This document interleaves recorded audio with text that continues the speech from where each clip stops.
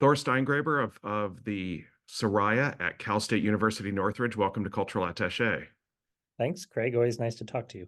Likewise, likewise. And since we've been speaking for a while and have known each other for a while, I want to ask you about something you told me many years ago, which is that the word earthquake was a word not to be used on the Cal State University Northridge campus.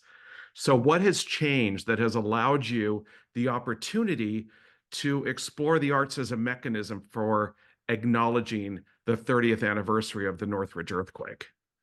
Yeah, you have an amazing memory. And you remember the context in which we had that conversation? I believe I made a joke actually, which is Oh, probably how something like that would come up. well, there's an opera about the earthquake. And I thought we were talking about that. That's what I recall, but it was a long time ago. Look, places are defined by pivotal moments. And sometimes those pivotal moments are extremely, positive and memorable in that way. And sometimes those pivotal moments are disasters or catastrophes. I could list 1,000 examples, but I don't think one will ever think of Tiananmen Square without thinking of 1989 or whatever. You get it. And Northridge, for better or worse, but some would say for worse, has been defined by an earthquake for 3 decades. And CSUN is one of the great higher education institutions in the state of California. Often, these things fluctuate, but often it's the second largest public university in California. And so, there was a real interest at a certain point after the long and challenging process of rebuilding, right, with which took, better part of a decade, where one wants to be known for other things. However, it doesn't change the history, right? It doesn't change the reality that the biggest disaster ever to hit in the United States, a university campus, was the Northridge earthquake. And what's really remarkable about the Northridge earthquake is the campus was so damaged that many had moved to shutter it. Enough, like let's not rebuild it. And then President Blenda Wilson, against all odds, actually reopened the campus 2 weeks later for classes. Now, some classes met under trees, some classes met in trailers, some classes met, off campus, frankly, but students were back in classes and degrees were conferred on schedule that year.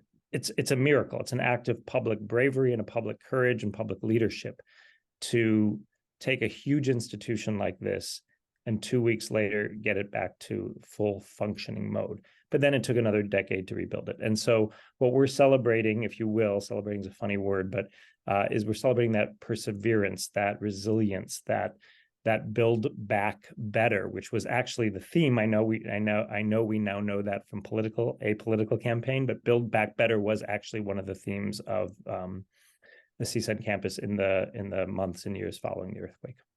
And for those who don't live in areas where there are earthquakes, they have to understand that in those, to reopen 2 weeks after the earthquake meant that there were still aftershocks going on for many weeks, while they're gathering under trees or wherever these classes took place. And in fact, you and I are having this conversation on the day when there was a 4.2 earthquake, not too far from downtown Los Angeles today.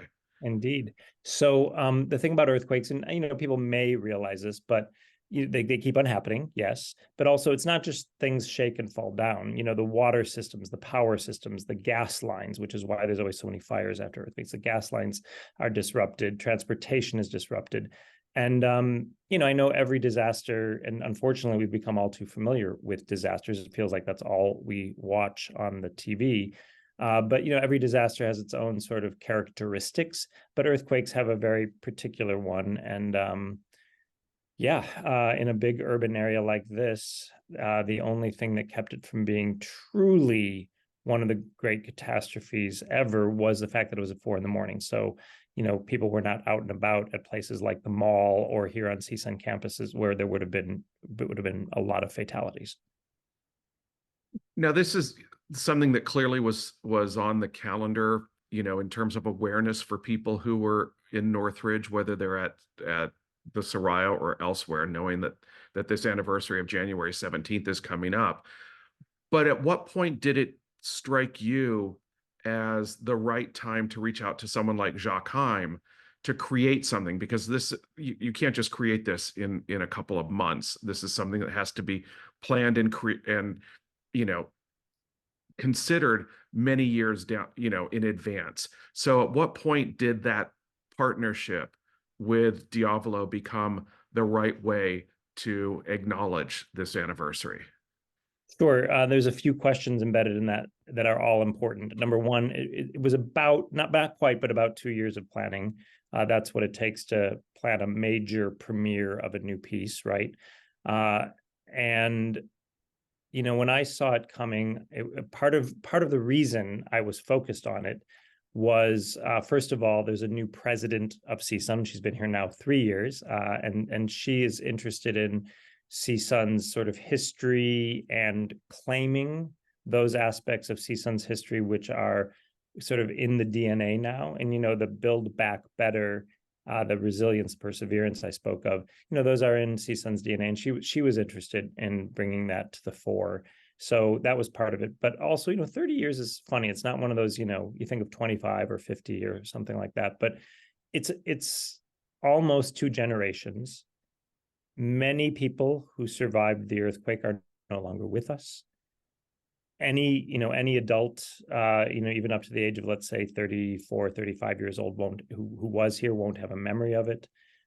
But there's still a significant portion of the population of LA and the Valley who do have very vivid memories of it, but they're now distant enough that maybe an evening of art isn't painful or triggering for them. Maybe this is the right amount of time for those who you would consider survivors to look back, for people who weren't here at all, to sort of put it in context with all the other things they know about disasters and about human behavior and human recovery. So it just felt like the sort of the right time. Look, I think by the time we get to 40 years, it really will have receded in memory. So it felt like the right time.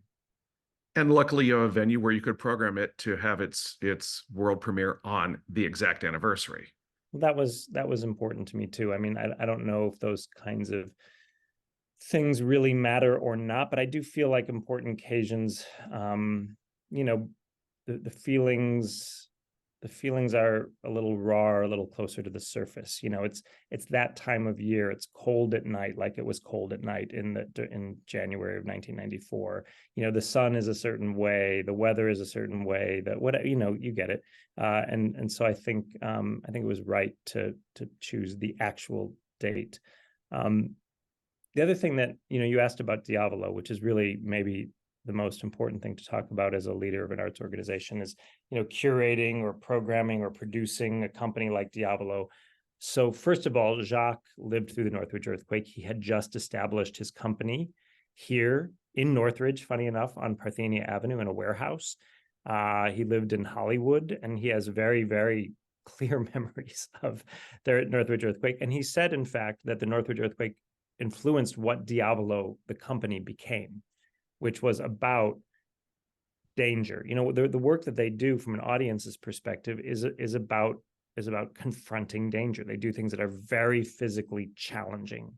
They do things that are, we get used to words like acrobatics or aerialists or things like that. And there is that sort of, there are those qualities in the work, but it's so much more than that, because he's also someone who uses structures, who uses architecture, who uses the built environment to both destruct and reconstruct. And so obviously he created a company influenced by that moment in his life. We should invite that company to come then create a piece on the moment of its sort of, if you will, seminal moment, if you will. I spoke to Jacques in 2020, when you had collaborated with Diavolo on This Is Me Letters from the Front Line. And he told me at the time, and this is, of course, during the pandemic, he said, "I know we are in the middle of a complete disaster, but behind disaster, eventually we will see the light, but we have a long way ahead of us." In your role as executive and artistic director at the Soraya, what role does art play in your own life, apart from the venue, in allowing you to get to the other side of a disaster, to find that light that Jacques Heim talked about? Yeah, I think first of all, whether it's a performance or, for some people it's temple or church, people have to be together. And we live in a world where people are not together, or at least not in a meaningful, substantive, positive way very often. And, I also include because, as you know, I'm a big Dodgers fan. Going to a game is being together, but as soon as you introduce the competitive element to being together, it's a different kind of being together, right? There's an objective to win or not lose, or to overcome your adversary. That doesn't happen in a theater, right? And I feel like any raw human difficult or raw human experience or emotion that a community or people, or even if they're disparate people's experience, in order to really process it, you can't be alone. And I view that as one of the primary functions of a performance venue. And a lot of what we do in a performance venue is entertainment as well. Of course, I'm a big fan of entertainment, but even then, it is possible when you bring people together to lift their spirits mutually. When I very first came to the Soraya, then the Valley Performing Arts Center 10 years ago, I met one of our supporters, and she said, "Oh, I lost my house in the Northridge earthquake." It's just a fact that, of course, you get to know about people. I'm so sorry. And she said, "Well, it was okay. I lost my house in the Silmar earthquake as well. I've lost two households in my lifetime." And that's a remarkable thing for a family to undergo together. And there's a lot of people in this area that have stories like that. And so as we announced this performance, people became very emotional about participating in it, coming to it, being in the audience for it. And of course, what we're not doing is recreating an earthquake. I mean, this is not some kind of theme park ride. This is not this is not a movie. There's no verisimilitude. This is an artistic response to. And I think one of the things that's been really interesting in the last 2 years working with Jacques on this is that he has decided that the most interesting thing, and it's what he said to you in 2020 and why I bring it up, the most interesting thing about challenges or catastrophes or disasters is that they do bring people together in a way that our ordinary lives don't. And that by coming together, we do have the opportunity to build something better, so that is very much his artistic rendering. It's filled with, as you would expect from Diavolo, things falling and coming apart, and wildly athletic and physical performances by dancers who are top of their form and accomplishing things that that become these like bigger than life representations of what a human undergoes when the earth beneath them is no longer reliable, when gravity is no longer reliable. But they're also, it's an incredibly human and touching rendering of the story. And I just stepped out of rehearsal to speak to you, Craig, and they're working on a section in the middle, which is really, the theme is, when will you stop your own life to help somebody else? It's kind of a little chapter in the piece. And what inspires you to help somebody else, and what causes you to step outside of yourself, really, I think is the question. So Jacques has done a remarkable job of picking a sort of theme around disaster, and not just the Northridge earthquake. I mean, the Northridge earthquake is the occasion, but he's really creating a piece. There's a moment in the piece that is straight out of 9/11. And I lived in New York during that time period, and I have very, very visceral feelings about that.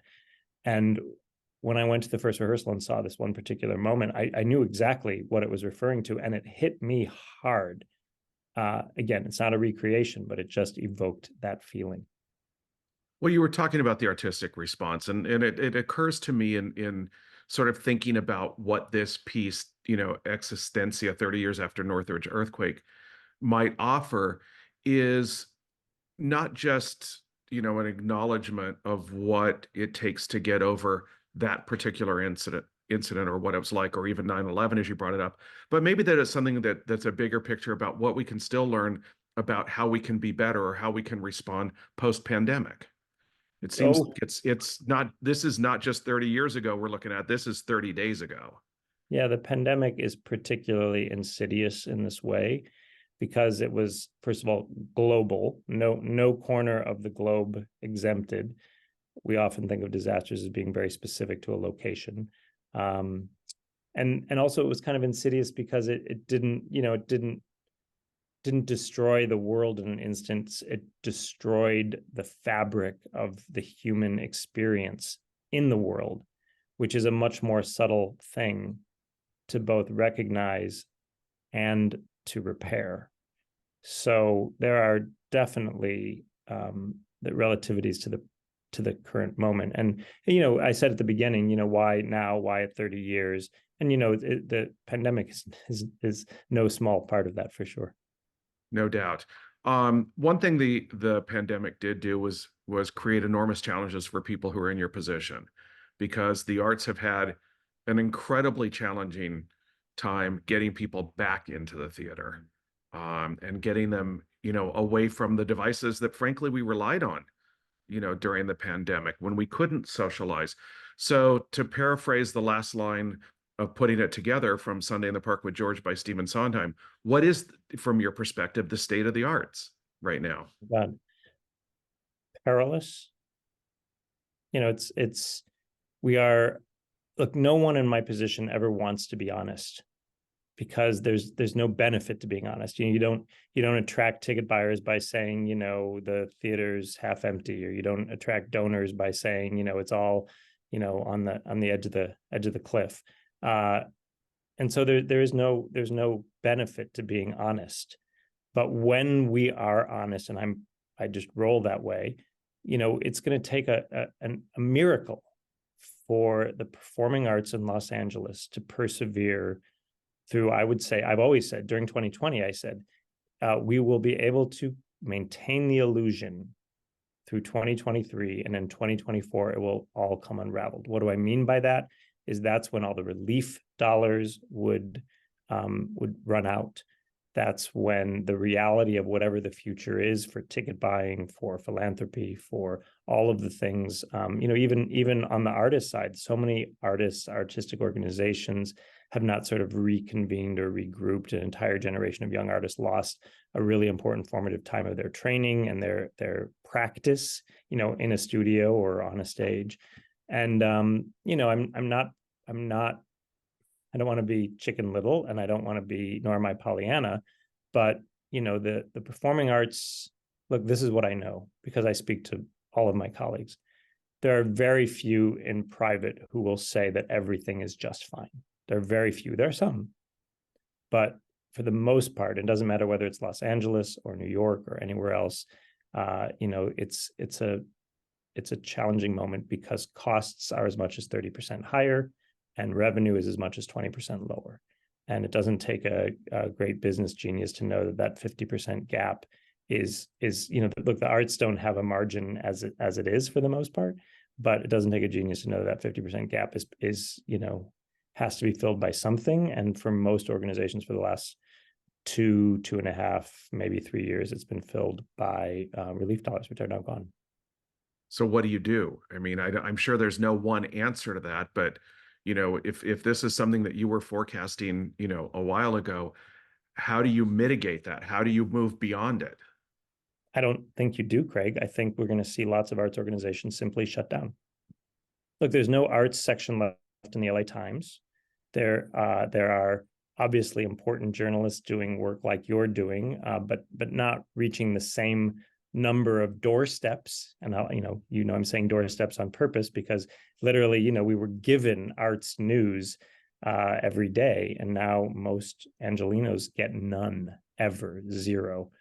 Marketing is 2 to 3 times the cost that it used to be because you're competing with everybody else. You're not just competing with another arts organization on the arts page of the LA Times. You're competing with Nike for, digital space. And, that's when I say 30% increase in costs, those are the inflationary pressures. But really that 30% increase in costs doesn't even fully tell the story about, someone said to me that touring a symphony orchestra, 80 to 100 people and their instruments, et cetera, is 5 times more expensive in 2023, this past year, than it was in 2019. I can't verify that, but 5 times more for visas and travel and hotels and, all of the different ways in which an orchestra needs to move itself from one city to another. And that's just one tiny subsection of our larger performing arts field. But again, I'm not Chicken Little, and I do think that certain arts organizations emerge, certain trends, start to favor certain alternatives, and hopefully live performance alternatives. Certain things rise to the top. But when we say cultural or artistic Darwinism, what we mean is that only some survive and the rest don't. And I think we're going to be in that moment, and we're going to head into the 2028 Olympics in a city with a field that is a shadow of its former self. And it's too bad, because the 1984 Olympics were one of the most important moments, pivotal moments in the arts in Los Angeles, because that influx of attention and people and money, the festival at the time, look, the LA Opera was founded on the basis of the 1984 Olympic Festival, and so many other important aspects of the arts in LA. So, we will have 44 years between Olympics, and in that 44-year time, we will have seen the arts rise in Los Angeles, and we will see the arts reach some sort of pinnacle and then decline to some degree or another. And that's just the reality. There are not enough dollars in Los Angeles to fix it. Well, you brought up the Olympics, which I wanted to ask you about, because I've been hearing rumors that there are actually no formal plans with the U.S. Olympic Organizing Committee to have a festival, or for the LA Olympics, organizing committees, for there to be an arts festival the way there was so beautifully in 1984. Is that what you're hearing, or is there a reason to be optimistic that maybe there will be some kind of arts partnership with these games? So in 2019, before the pandemic, there were some serious conversations about what there would be, although it was not, anything nearly on the scale of 1984. I should say I wasn't here, so I can't speak, in great detail to what was or wasn't, or make comparative comments. But no one was making promises to equal or surpass 1984. But there were conversations. Those conversations died during the pandemic. They, as far as I know, I obviously don't know what's going on behind closed doors, at the Olympic Committee or at City Hall. But I know most of the people who are engaged in those kind of conversations, and there's nothing of scale that I know of right now that is planned for 2028. That is hugely disappointing, as somebody who was here through 1984. Yeah. It was actually a great time to be in Los Angeles, because traffic was threadbare, because everybody was so afraid that the traffic would be dreadful that it was one of the best times to drive in Los Angeles. I once wrote a little thesis about 1984, and then subsequently the 3 tenors at Dodger Stadium, and how a series of events in a short period of time really goosed in a good way and in a major way the arts in Los Angeles. And I believe that was the case. Because the 90s, we see a huge explosion of venues, and the Getty, and important important artistic conversations, some that we're having even at small theaters like at Highways Performance Space in Santa Monica. That's all the 90s, right? And I wish I could say that there was something equivalent that I foresaw. Again, I don't know it all, that I foresaw coming up in the next few years. I think I think we have one handicap in Los Angeles, which is you don't only have to put down your device, as you mentioned, but then you have to drive some distance. And I've lived in New York, Boston, Chicago, San Francisco, and in all those cities, you put down your device and you can be somewhere in 10 minutes with a subway or a taxi or whatever. And in LA, you have to put down your device and then plan well in advance. The corollary to that is we don't see walk-up ticket sales in LA. Who drives to a venue to stand in a ticket line and take the chance of buying a ticket? Whereas in other cities, you just walk up to a ticket line and be like, I do it in New York all the time when I'm there. Still to this day, even with my device in my hand the whole time. So that extra barrier makes it a little harder here than somewhere else. And I don't know how we're gonna, I look, I was optimistic for a moment. Let me counter all of my plane talk with some aspirational or some fantastical thinking. I thought, well, if everyone's working from home, even 2-3 days a week, some people are working from 5 days a week, won't they be eager? They don't have to go from the office to home to dinner or change their clothes or pick up their spouse or their partner. If people are working from home, won't they be like, oh God, I'm tired of wearing my Lululemon and it's 4 o'clock. I can't wait to put on clothes and be with people. I'll jump in the car and, me and my spouse, we're in two separate, offices in our home on separate floors of our home, we'll go to a performance. I had a real vision that this might be what we would see. And, we were at 85% attendance last year compared to pre-pandemic. It was exactly the number that the Broadway League espoused, interestingly. So human behaviors maybe aren't subject to geography. But I know a lot of organizations that were considerably less. And as I said, there's always a couple who are like, oh, we're all fine, we're back to normal. And, I hope they're telling the truth. If not, you want to know what Kool-Aid they're drinking. Yeah. All right, so I want to conclude by asking you about something, a composer, and I'm going to probably butcher his name because I just don't know, but I know you know this composer. It's Andre Gretry. I don't. I believe you directed one of his operas. If the Andre Gretry, I saw that you did early in your career. You directed an opera. Oh, Zamirat Azor? Yes. Yes, Gretry, yes. Yes. See, I try to find you dug back 35 years in my apropos of a conversation about a work inspired by something 30 years ago. Okay. But he said there must be deviations from the rules in order to express almost anything. However, only the man familiar with the rules may sometimes violate them, for he alone can know that in certain cases the rule is not enough. Do you agree with him? And how does your being familiar with the rules allow you to violate them when the rule is not enough? Yeah, I've never heard that quote before. But let me just say, I sang in choir for my entire growing up life, right through college.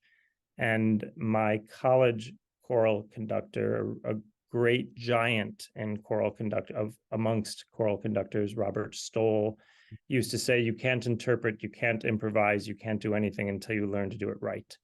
And by that, he both meant any piece of music, get all the notes right, and then you can add interpretation. And he also just meant generally in one's practice as an artist or a musician, you have to learn to get it right, and then you can explore and unravel it and deconstruct it and do whatever you want, or just simply interpret it, which is a form of all of the above.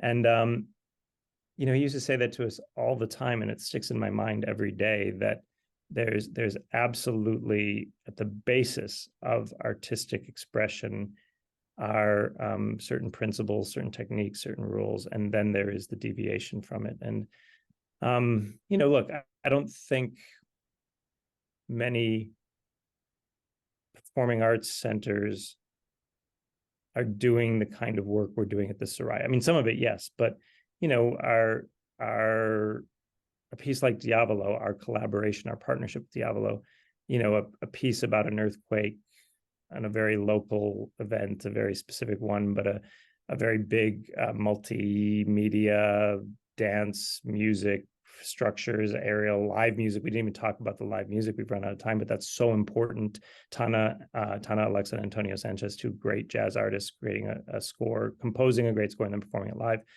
They're about 30 feet away from me right now in the rehearsal room, making a tremendous amount of beautiful noise. But, that's highly specific, highly idiosyncratic, highly unique to who we are and what I've chosen to spend our time and resource and deploy our stage and our staff for. And it's because I actually think that the future of the arts is very much tied to the specificity of our audience and a sense of place, and a sense of creating things that speak very specifically to the audience who's going to be sitting in the seats. And, so many things have become so generalized, mass market, whatever. I think we have to sort of do a little bit better in the performing arts. I think so, because you can't just rely. I mean, obviously touring, orchestras or shows or whatever are going to be a huge staple of most organizations, but it can't just be the same thing that every other city gets. No, I mean, to inspire people to put their devices down, to your point, you have to actually speak to them as audience members, community members, as the public, as a very specific public, not just the public writ large. Sounds good. Well, you know, I hope that things improve, because I, for one, can't imagine living life without the arts, whether it's here or anywhere else. Well, the things I love most, the performing arts, all the arts, public radio, mom and pop restaurants, um, these are all things that are imperiled right now. And when you put them all into a bucket together, what do they represent? And they basically represent all of the things that are not, mass market, large conglomerate, call it whatever you may. They're the very human side of human creation that are not driven solely by a profit margin. Now, there are people who say, without a profit margin, maybe you deserve to be imperiled. And obviously, I can immediately provide a retort, which is, any human being may look at the things that they love most and see that they are not actually attached to a profit. Well, and hopefully, as Northridge did, as CSUN did, you can rise out of a tragedy or out of, circumstances that seem to imperil your very existence and still find a way to come out of it and come out of it better and stronger. No choice. You have to try.